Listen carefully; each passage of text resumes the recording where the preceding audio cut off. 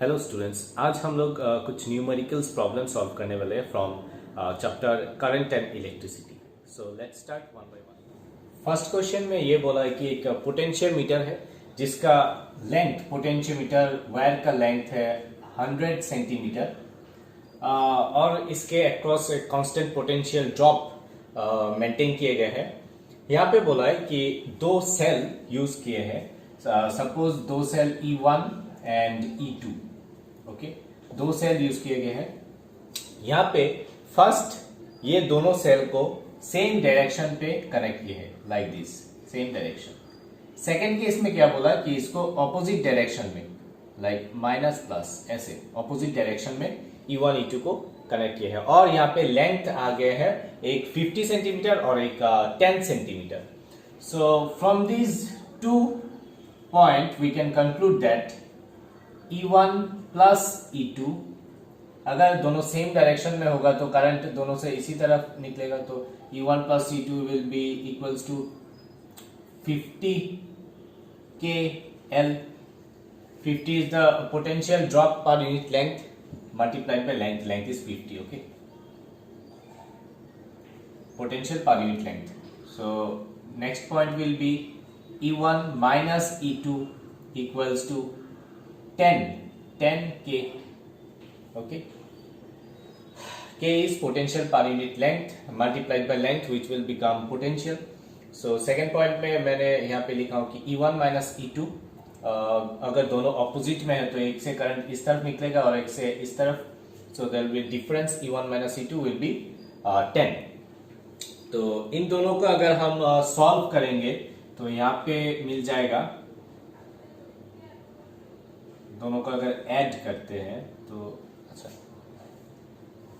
यहाँ पे सपोज हम लोग डिवाइड करते हैं, suppose this is equation 1 and this is equation 2, अगर हम डिवाइड करते हैं तो it will be E1 plus E2 divided by E1 minus E2 equals to 5, okay.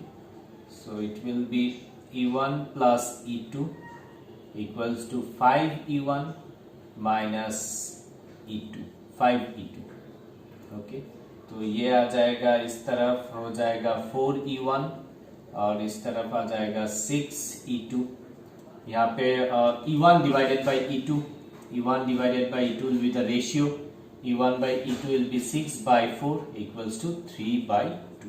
This is the ultimate answer. यहाँ पे क्वेश्चन में क्या बोला है कि एक पोटेंशियोमीटर वायर है, सपोज एक पोटेंशियोमीटर का वायर है जिसके साथ एक रेजिस्टेंस को कैपिटल R कनेक्ट किए गए हैं और इसका रेजिस्टेंस, वायर का रेजिस्टेंस इज 8 ओम और यहाँ पे एक सेल कनेक्ट किए गए हैं जिसका है 2 volt EMF। So current will be flow in this direction, okay. The potential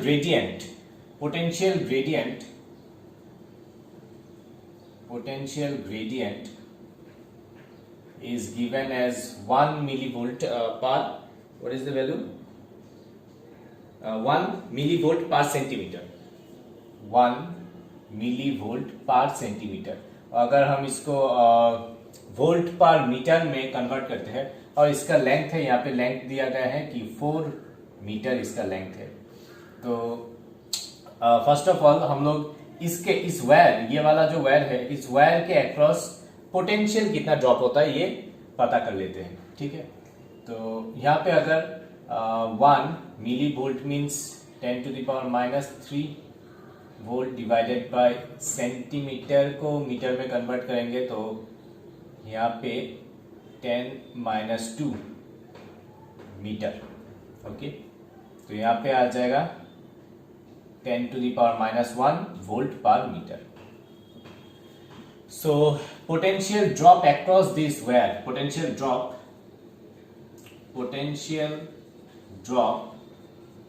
across the wire of length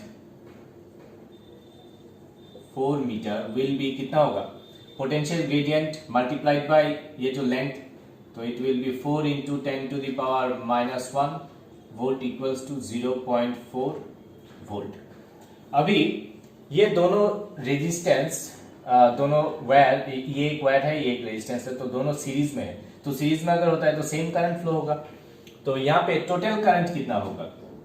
total current will be total EMF 2 divided by total resistance, that means R plus 8, which will be equals to, अगर यही से इसी wire से I current flow होता है तो इस I को हम लोग किस तरह से लिख सकते हैं कि potential drop across this wire which will B 0.4 divided by resistance, resistance कितना है 8। ओके,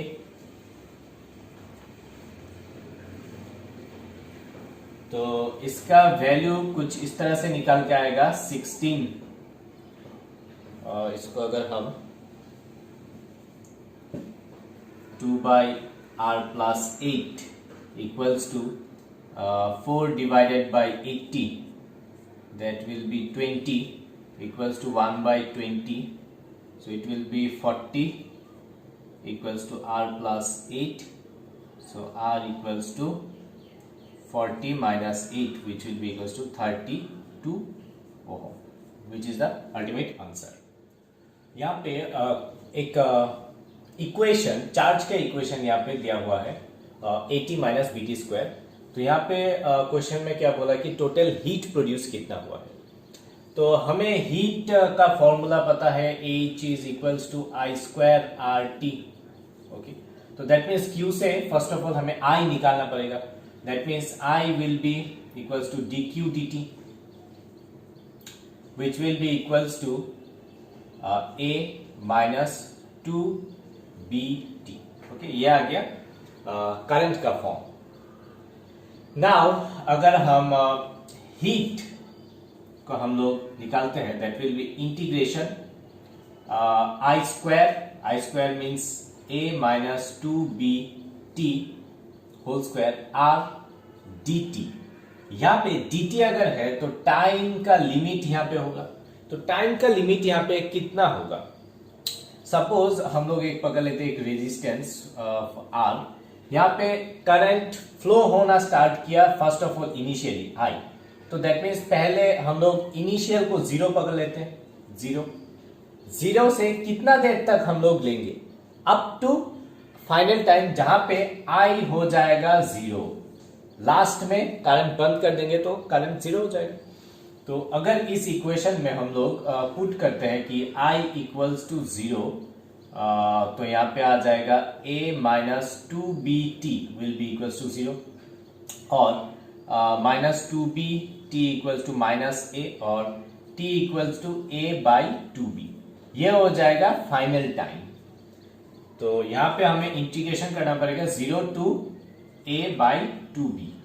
ओके, तो यहां पे अगर हम इंटीग्रेशन करते हैं तो r is a constant, r बाहर चला जाएगा, तो यहां पे r, इसका अगर हम इंटीग्रेशन करते हैं it will be a minus 2bt whole cube divided by 3 into, यह आ जाएगा constant part minus 2b।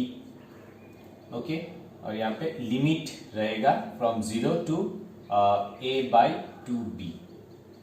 Okay, इसको अगर हम सिंप्लीफाई करते हैं, first of all a by 2b put कर देते हैं, यहाँ पे आ जाएगा r divided by minus 6b, यहाँ पे रह जाएगा फर्स्ट ऑफ ऑल अगर हम ये पुट करते हैं a माइनस 2b, t की जगह पे a by 2b whole cube minus next 0 a minus 0 whole cube, तो यहाँ पे आ जाएगा r बाई माइनस 6b, यहाँ पे 2b cancel out, a minus a will be 0 minus a cube which will be equals to a cube r divided by 6b। This is the ultimate answer. So according to the question, यहाँ पे मैंने एक figure draw किया है जहाँ पे E1 12 volt and E2 13 volt, और इसके internal resistance 1 ohm and 2 ohm, and load resistance is 10 ohm.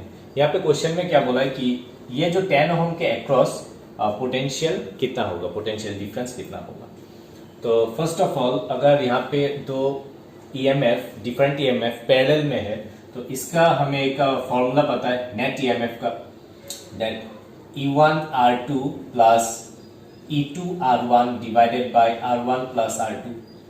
तो यहाँ पे आ जाएगा E1 is 12 multiplied by R2 is 2 plus E2 is 13 multiplied by 1 divided by 1 plus 2 which will be 3। तो यहाँ पे आ जाएगा 24 plus 13 divided by 3 which will be 37 divided by 3 volt। It is the ultimate net EMF। तो यहाँ पे अगर हम इंटरनल रेजिस्टेंस यहाँ पे total internal resistance, okay, total internal resistance कितना आ जाएगा, total internal resistance it will be parallel में अगर है तो 1 by R dash equals to 1 by 1 plus 1 by 2 which will be equals to 3 by 2। So R dash आ जाएगा 2 by 3।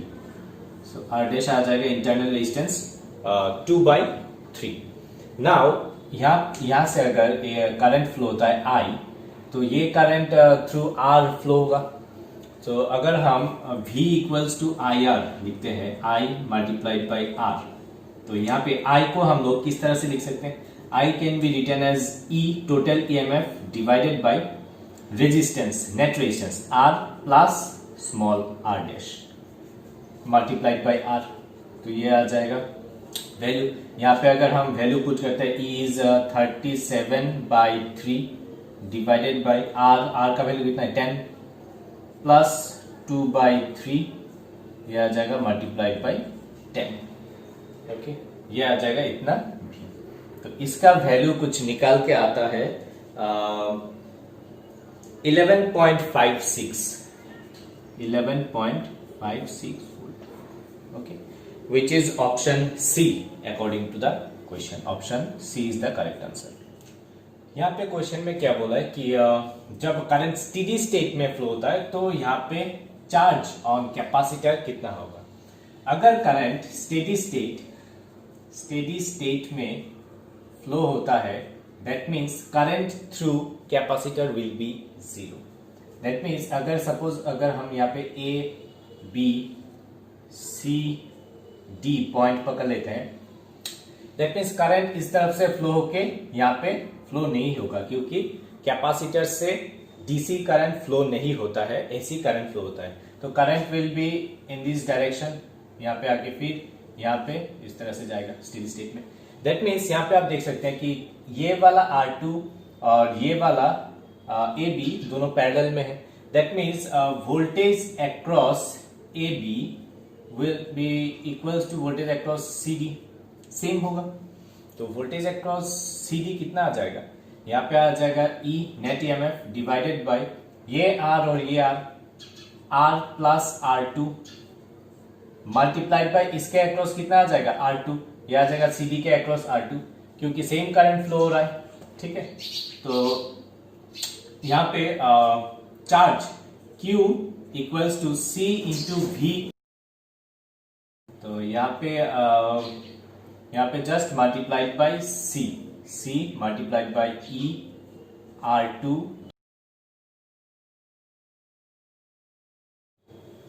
which is option A according to the question।